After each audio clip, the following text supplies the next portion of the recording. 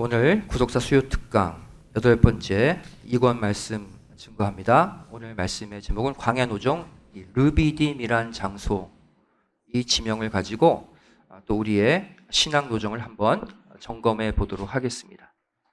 르비딤의 뜻은 평야, 쉬는 곳, 휴식처라는 뜻을 가지고 있습니다. 실제 광야 가운데 불곡진 곳이 아니라 평평한 곳, 쉴 만한 곳, 휴식처로 하나님이 이스라엘 백성들을 인도하신 거예요. 실제 르비딤은 시내산 북서쪽으로 20km 지점에 있는 장소입니다. 그리고 이 르비딤은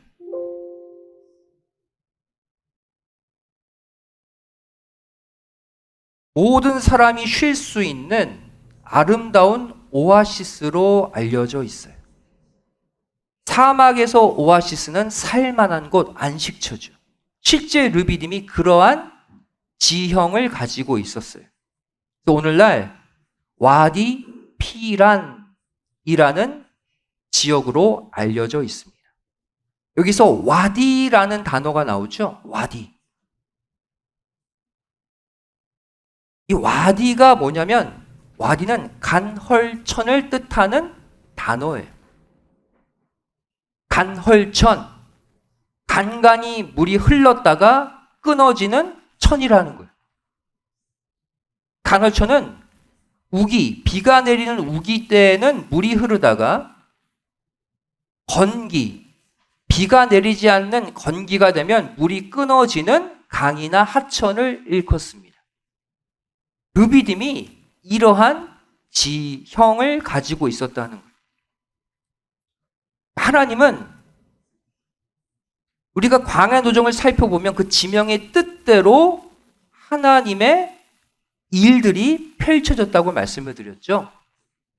그러니까 르비딤으로 인도하실 때는 실제 하나님이 광야 노정으로 고통받고 있는 이스라엘 백성들에게 실제 마음이 평평하게 그들에게 안식을 주고 휴식을 주게 하기 위해 르비딤으로 인도하셨다는 거예요.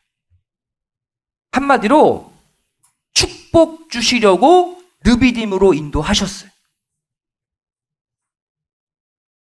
그런데 앞서 말씀드린 대로 르비딤은 광야에서 드문 장소, 오아시스인데 본래는 물이 있고 안식할 만한 곳이 되어야 하는데 이스라엘 백성들이 이곳에 왔을 때 물이 없었다고 말씀하고 있어요. 간헐천이라고 그랬잖아요. 그럼 아마도 이들이 도착했을 때 이때가 건기였다, 우기였다? 건기였다는 것을 알 수가 있죠. 물이 흐르다가 하필이면 물이 딱 끊어지는 건기 때 르비딤에 온 거예요. 오아시스인데 물이 없는 거예요. 출애굽기 17장 1절 말씀이죠. 우리 함께 읽겠습니다. 시작. 이스라엘 자손의 온 회중이 여호와의 명령대로 신광야에서 떠나 그 노정대로 행하여 르비딤의 장막을 쳤으나 백성이 마실 물이 없는지라. 르비딤의 장막을 치면 물이 있어야 되는데, 물을 마셔야 되는데, 오아시스인데 도착했지만 물이 없었다. 하필이면 물이 없을 때 그곳에 도착한 거예요. 여러분, 우리의 인생 노정에도 이러한 일이 일어날 수 있습니다. 분명 물이 있는 곳이에요. 분명 오아시스예요. 거기에 도착하면 쉴 수 있고 물을 마실 수 있고 내가 안식할 수 있어요. 그걸 기대하고 왔는데 물이 없어요. 이보다 더 심각한 문제가 뭡니까? 그곳은 내가 실수로 온 것이 아니라 하나님이 인도하셨다는 거예요. 하나님이 인도하신 르비딤인데 물이 없어요. 여러분, 만약 우리가 이러한 상황이 됐을 때 여러분 어떠한 반응을 보이겠습니까? 반응은 두 가지 가운데 하나겠죠. 야, 그래도 하나님이 내 광야 인생길을 인도해 주셨으니 지금도 인도받아 왔기 때문에 물은 없지만 책임져 주시겠지? 라는 믿음의 해석을 하시겠습니까? 아니면 하나님이 가라고 해서 르비딤 왔는데, 오아시스라고 해서 왔는데 물이 없어. 하나님, 왜 저에게 이렇게 하십니까? 원망하시겠습니다. 하나님이 인도해 주신 곳인데 물이 없어요? 반응은 두 가지죠. 믿음의 눈을 열고 보면 감사지만 현실을 보면 원망일 수밖에 없는 그 상황으로 우리를 인도하실 때가 있다는 거예요. 그러면 이때 이스라엘 백성들은 어떤 반응을 보였을까요?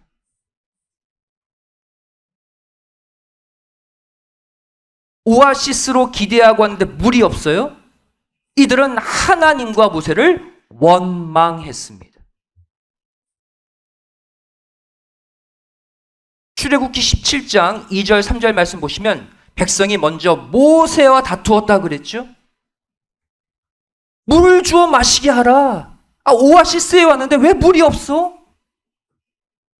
모세가 말하죠. 왜 나와 다투느냐? 왜 하나님을 시험하느냐?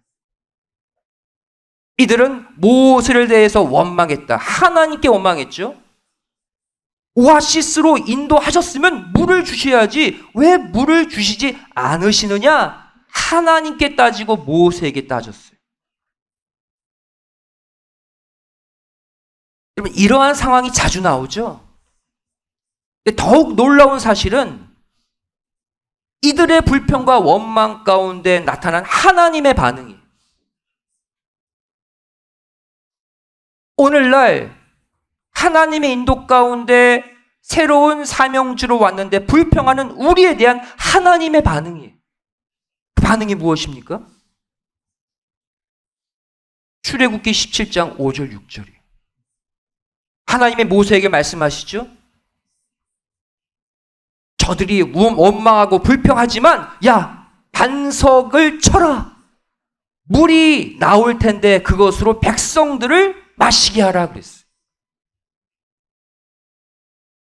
불평, 원망하는 이들에게 물을 넉넉히 주시겠다는 거예요.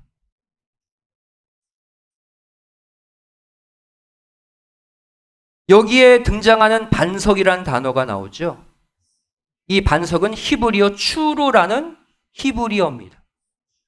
추루는 어떠한 모양의 반석이냐면 넓적해서 땅에 바짝 붙어 있는 매끈한 모양의 반석이에요. 모양이 땅에 넙죽 엎드린 모양의 반석이에요. 이들이 르비딤에서 만난 이 추루라는 반석, 오늘날 우리가 만나야 될 신령한 반석을 상징하죠. 누굽니까? 우리가 광야 인생길에서 반드시 만나야 될 예수 그리스도를 상징합니다. 여러분, 내 인생 가운데 예수님 만나는 복이 최고의 복 아닙니까? 설사 내가 원하는 물질이 없어도, 내가 원하는 사업에, 직장에 형통이 없어도 내 앞에 예수님이 오신다면 감사해야 되지 않습니까? 지금 그 상황을 주신 거예요. 광야 노정 반석 사건, 실제 이들이 르비딤에서 반석 만난 사건을 사도 바울은 영적으로 해석했습니다. 고린도 교회 성도들에게 쓴 편지면 말세 성도인 우리에게 쓴 말씀이죠. 자, 함께 고린도전서 10장 3절 4절 읽겠습니다. 시작. 다 같은 신령한 식물을 먹으며 다 같은 신령한 음료를 마셨으니 이는 저희를 따르는 신령한 반석으로부터 마셨음에 반석은 곧 누구다? 그리스도다. 실제 이들이 광야에서 먹은 식물 만나를 신령한 식물로 표현하고 있죠. 또 이들이 실제 광야 반석에서 물을 마신 그 물을 신령한 음료로 표현하고 있어요. 그리고 그 물을 낸 르비딤의 그 반석을 그리스도다라고 해석하고 있어요. 이들이 르비딤에서 만난 반석은, 거기서 먹은 물은 오늘날 우리가 예수님으로부터 먹어야 될 생명수 강물을 상징하고 있어요. 그런데 물을 내는 방식이 특이하죠. 출애굽기 17장 6절 말씀 보시면 반석을 어떻게 해서 물을 내라? 쳐서 물을 내라 그랬어요. 바로 우리를 위해 당하실 예수님의 고난을 상징하고 있죠. 예수님이 우리 광야 인생의 목마름을 해결해 주시는데 그냥 물을 주셔도 감사한데 자기 몸을 쪼개서 주시겠다는 거예요. 자신을 죽여서 주시겠다는 거예요. 우리 대신 죗값을 치르고 자기 성체를 찢어서 주시겠다는 거예요. 그 물을 마시면 우리는 영원히 목마르지 않는다는 것이죠. 여러분, 오늘날 하나님의 인도하심에도 불구하고 당장 내 목을 죽일 물이 없다고 불평하는 우리들에게 하나님은 형벌을 주시는 것이 아니라, 징계를 주시는 것이 아니라 누구를 주신다? 예수 그리스도를 주신다는 것을 꼭 믿으시기 바랍니다. 우리가 아무리 불평하고 아무리 원망해도 하나님은 우리에게 예수님을 선물로 주셔요. 그리고 그 몸을 쪼개서 우리에게 영생수물을 주시는 분이 하나님이시라는 거예요. 실제 반석을 친 결과가 무엇입니까? 성경을 보시면 반석을 쳤을 때 반석이 쪼개졌다고 말씀하고 있어요. 반석이 파괴됐어요. 그리고 그 사이로 물이 터져 나와서 백성들이 넉넉히 마셨다고 성경은 표현하고 있어요. 바로 우리를 그냥 구원하시는 것이 아니라 광야 인생을 살고 있는 우리에게 예수님의 성체를 십자가에서 찢겨서 우리 인생의 목마름을 해결해 주시는 구속의 은총을 보여주고 있는 거예요. 우리가 불평하고 원망함에도 불구하고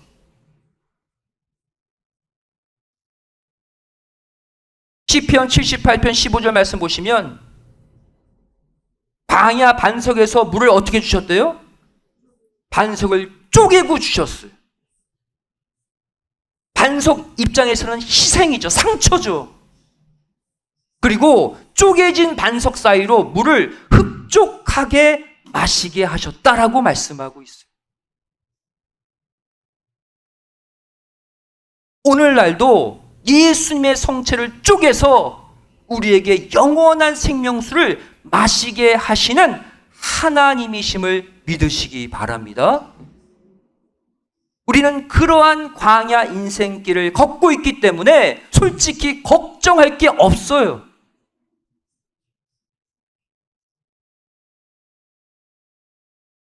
하나님의 우리를 향한 사랑은 어떤 사랑일까요?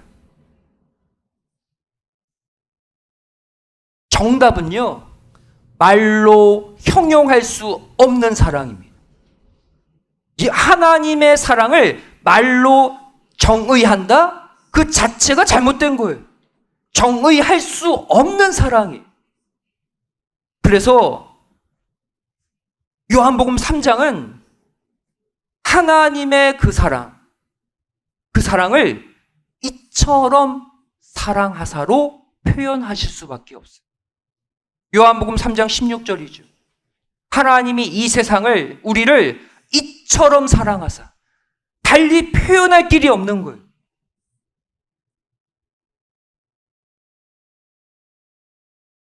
우리는 늘 하나님의 인도하심으로 교회 생활, 신앙 생활을 하면서도 불평, 원망이 끊이지 않습니다. 그렇지 않습니까?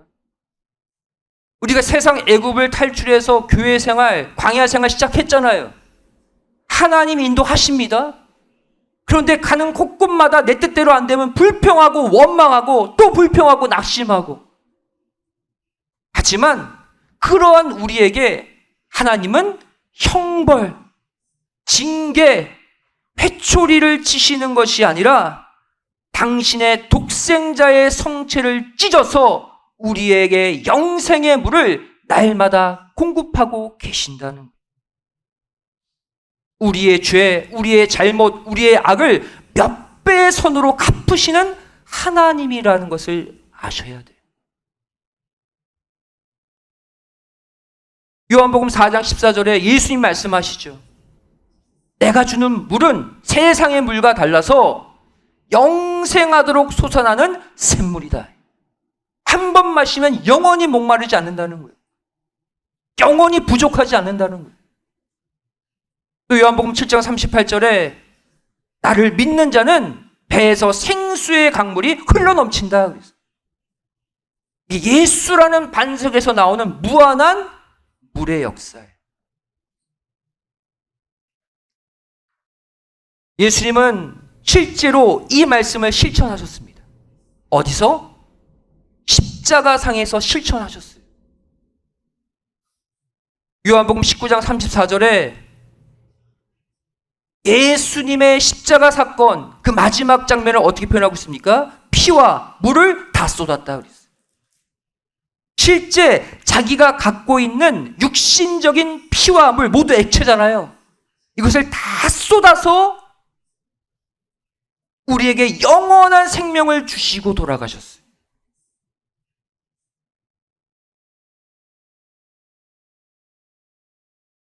여기서 우리는 어떠한 교훈을 얻게 됩니까? 하나님이 예비하신 축복의 장소를 저주의 장소로 스스로 바꾸는 어리석음을 범해서는 안 된다는 거예요. 여러분, 광야 노정을 보시면 실제 그 장소에 이들을 인도하실 때마다 그 장소의 이름의 뜻대로 역사하셨어요. 10번째 진을 친 오늘 말씀의 핵심 장소가 어디예요? 르비딤이죠. 르비딤의 뜻이 뭐라고 그랬어요? 평야, 쉬는 곳, 휴식처. 실제 이들을 르비딤에 데리고 오셔서 쉬게 하고 평강을 주고자 이들을 인도하신 거예요. 실제 이곳에서 하나님 잘 믿고 하나님께 영광 돌리면 진정한 평안과 안식을 주시려고 했어요. 그런데 이스라엘 백성들은 이 장소를 어떻게 바꿨습니까? 마사, 무리바로 바꿔버렸어요. 출애굽기 17장 7절 말씀 우리 함께 읽겠습니다. 시작. 그가 그곳 이름을 마사라 또는 무리바라 불렀으니 이는 이스라엘 자손이 다투었으며 또는 그들이 여호와를 시험하여 이르기를 여호와께서 우리 중에 계신가 아닌가 하였음이 더라 그랬어요. 르비딤 축복의 장소를 이들이 마사, 무리바로 바꿔버렸어요. 마사의 뜻이 뭡니까? 시험하다. 하나님 정말 계셔? 정말 나에게 역사하셔? 나를 사랑하셔? 나를 도와주셔? 시험했어요. 또 무리바 다툼. 하나님과 다퉜어요. 하나님 원망했어요. 르비딤이라는 축복의 장소를 누가 이러한 저주, 어둠의 장소로 만들었습니까? 이스라엘 백성들이 이렇게 만들었어요. 여러분, 르비딤 사건은 우리에게 무엇을 보여주고 있습니까? 하나님이 우리를 축복해 주시려고 이끄시는 그 장소에서 우리가 하나님의 축복을 깨닫지 못하고 불평, 원망하는 자의 모습을 보여주고 있어요. 영적 코드가 안 맞는 거예요.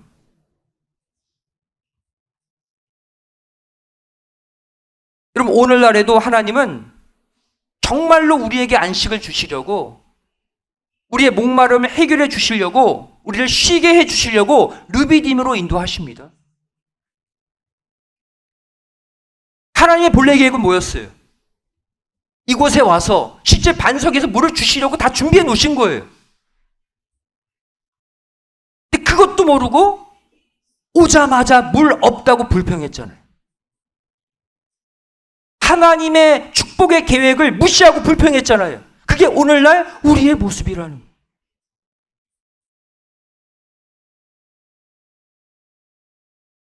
아무리 하나님이 르비딤 축복을 준비하신 장소에 우리를 데리고 왔어도 우리가 그 축복을 받을 그릇이 되지 못하고 하나님을 불평하고 하나님을 시험하고 하나님과 다투게 되면 그 장소는 마사가 되고 무리바가 되어버립니다.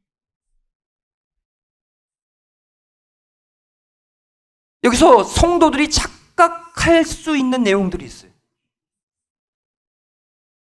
하나님을 시험하고 하나님과 다퉜는데 하나님이 물을 주셨어요, 안 주셨어요? 주셨다는 사실이에요. 하나님의 뜻대로 반응하지 않으면 물을 안 주셔야죠. 그래야 깨달을 거 아니에요? 물을 주셔요. 그래서 내가 잘한 줄 알아요.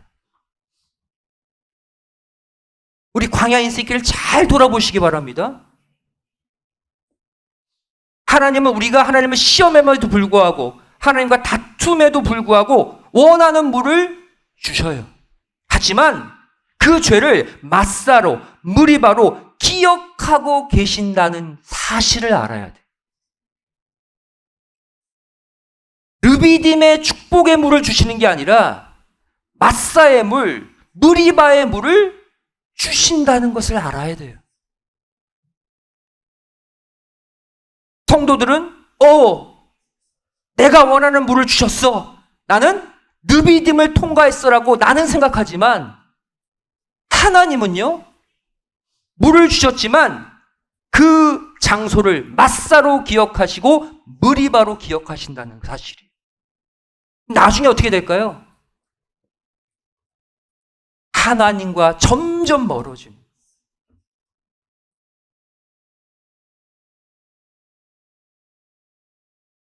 하나님은 오늘날 우리에게 르비딤으로 인도하십니다. 잘 보세요. 하나님이 축복의 장소로 인도하시는데 거기 뭐만 있어요, 지금? 처음에 큰 반석만 놓여져 있어요. 우리가 원하는 건 물인데 하나님의 축복의 장소에는 반석만 있어요? 그렇다고 불평하지 말라는 거예요. 왜? 그 반석이 누구기 때문에? 예수 그리스도기 때문에.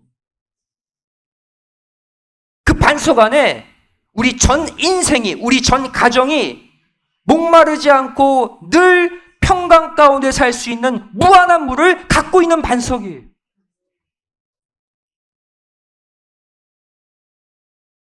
우리가 분명히 아셔야 될 것은 우리가 광야 교회 인생길을 걷는다고 해서 우리가 원하는 물을 바로 주시는 게 아닙니다.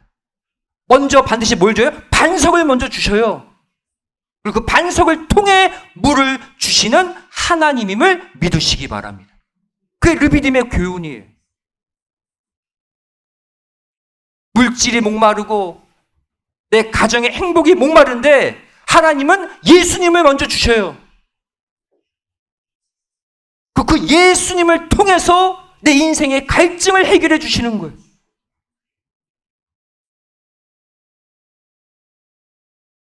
따라서 우리는 내 인생의 많은 고난과 부족함 가운데 가장 먼저 반석 되신 예수님을 만나야 할 줄로 믿습니다. 예수님을 먼저 만나는 기쁨이 회복되셔야 돼요.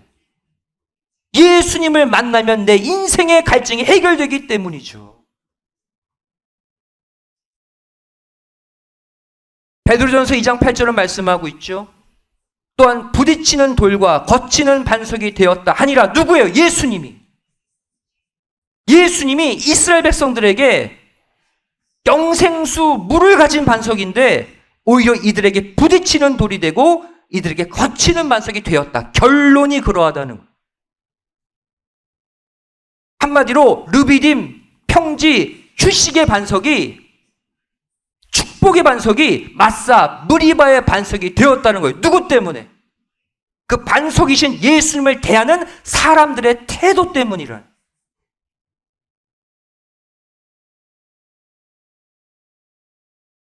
여러분, 여러분의 인생에 예수님이 거친 반석이 아니라 나의 구원자, 나의 생명의 구주, 내 옆에 계시는 것만으로도 감사하고 기뻐하는 존재가 되시기를 바랍니다.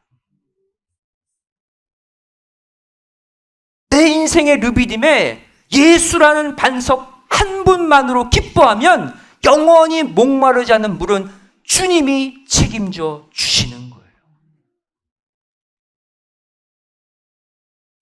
마지막 한 가지만 더 살펴보고 마치겠습니다. 이곳 르비딤에서 반석을 쪼개서 물이 나온 사건 외에 한 가지 사건이 더 일어납니다. 광야에 이스라엘 백성들 외에는 아무도 없는 줄 알았는데 갑자기 여기서 누가 나타납니까? 아말렉 족속이 나타나죠. 아말렉 족속이 갑자기 르비딤에서 이스라엘을 공격해 옵니다. 이유가 있다는 거예요. 아말렉 족속은 어떤 족속입니까? 성경을 보면 아주 비열한 족속. 싸우기 좋아하는 그러한 족속이 아말렉 족속이에요. 그래서 아말렉의 뜻 자체가 무엇입니까? 전쟁을 좋아하는 자, 호전적인 자라는 뜻이에요. 누구만 만나면 싸움 걸고 누구만 만나면 침략하는 존재가 아말렉이에요. 중요한 것은 이 아말렉 족속이 이스라엘 백성들을 공격해온 시점이 언제였냐는 거예요.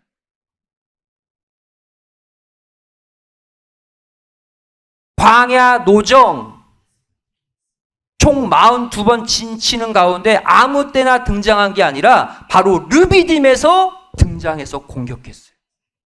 그리고 언제 공격했냐?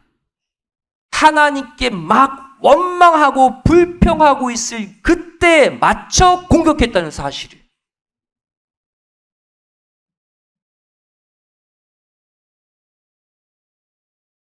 출애굽기 17장 7절 8절 말씀 우리 함께 읽도록 하겠습니다. 마사 무리바 이 사건과 연이어서 보셔요. 읽겠습니다. 시작. 그가 그곳 이름을 마사라 또는 무리바라 불렀으니 이는 이스라엘 자손이 다투었으며 또는 그들이 여호와를 시험하여 이르기를 여호와께서 우리 중에 계신가 아닌가 하였음이더라. 그때에 아말렉이 이르러 이스라엘과 르비딤에서 싸우니라. 우연일까요? 하나님을 막 욕하고 하나님을 시험하고 하나님과 다툴 때 아말렉이 왔어요.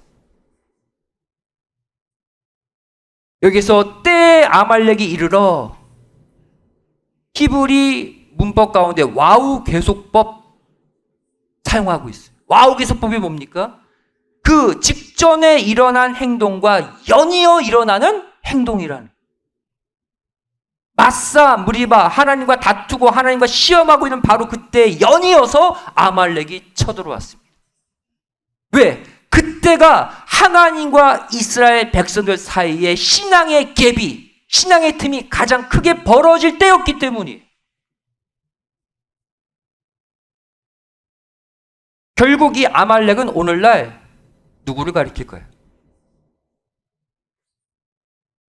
바로 날마다 호시탐탐 우리의 신앙의 틈을 노리는 사단의 속성을 형상화해서 보여주고 있는 족속이 아말렉 족속. 사단도 늘 비열하고요. 늘 싸우기 좋아하고 늘 괴롭히기 좋아하는 그 속성, 아말렉의 속성이에요.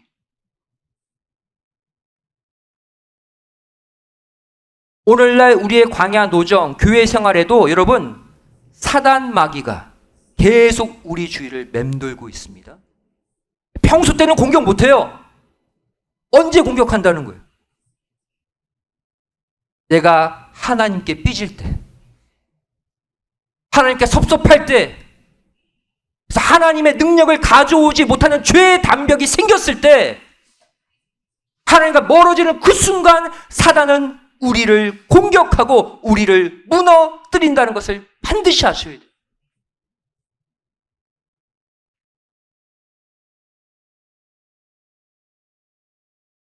아말렉의 공격 포인트, 이게 왜 중요하냐면 오늘날 광야 노정길을 걷고 있는 우리에게 사단이 공격하는 포인트를 정확히 보여주기 때문이에요. 아말렉이 공격한 것은 어디를 공격했는지 아십니까?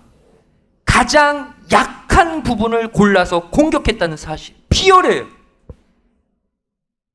하나님과도 멀어져 있고 또 그 신앙 공동체 가운데 가장 약한 부분을 치고 들어와서 점령하는 것이 아말렉의 속성이고 사단의 속성이에요.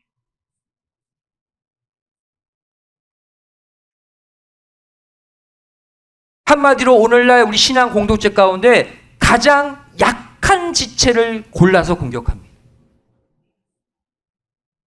그래서 신앙 공동체 전체를 흔드는 거예요. 그 약한 지체를 통해서. 또한 우리 개인적으로 볼 때는 나의 가장 약한 부분을 치고 들어오는 것이 영적 아말렉 사단이에요.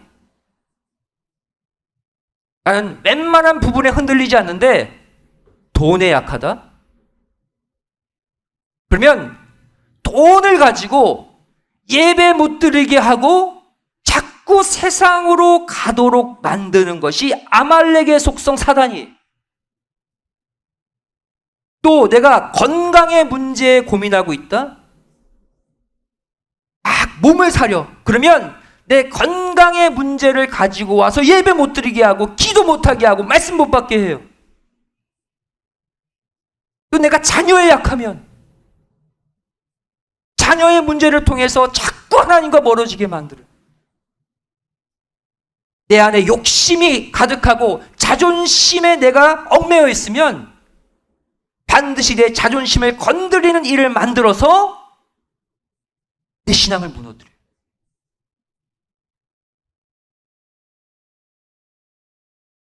신명기 25장 17절 18절 말씀 보시면 신명기니까 모압 평지에서 모세가 과거 르비딤 사건을 추억하고 있는 장면이죠.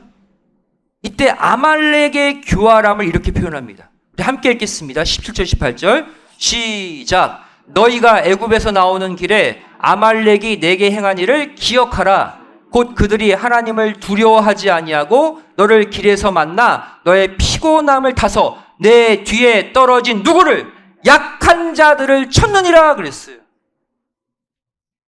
사단의 속성이 그래요. 약한 지체, 내 가족 가운데서도 약한 식구를 치고 나의 약점을 노려서 공격하는 존재가 사단이에요.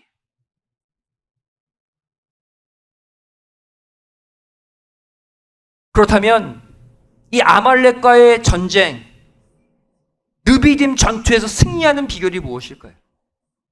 성경 스토리 다 아시죠? 방법은 간단해요. 기도의 두 팔이 안 내려오면 돼요. 기도하면 아말렉은 100% 물리칠 수 있습니다. 우리 출애굽기 17장 11절 12절 함께 읽겠습니다. 시작. 모세가 손을 들면 이스라엘이 이기고 손을 내리면 아말렉이 이기더니 모세의 팔이 피곤함에 그들이 돌을 가져다가 모세 아래에 놓아 그로 그 위에 앉게 하고 아론과 훌이 하나는 이 편에서 하나는 저편에서 모세의 손을 붙들어 올렸더니 그 손이 해가 지도록 내려오지 아니한지라. 그래서 아말렉 진멸이 가능했어요. 기도의 두 팔이 밤새 하루 종일 안 내려왔기 때문에.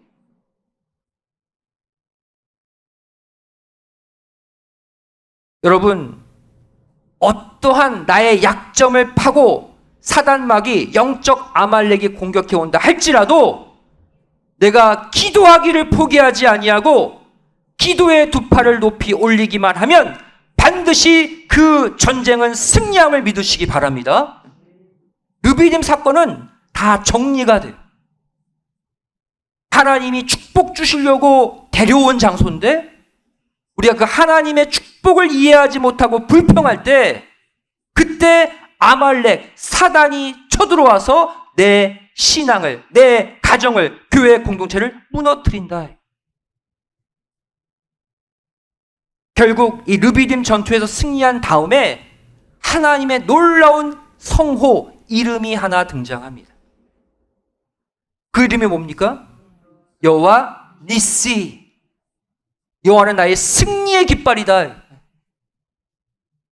내 인생의 싸움 내가 이길 수 없지만 하나님이 나의 승리의 깃발이 되어 주시고 하나님이 싸우신다. 그래서 이긴다. 이게 여호와 니시예요.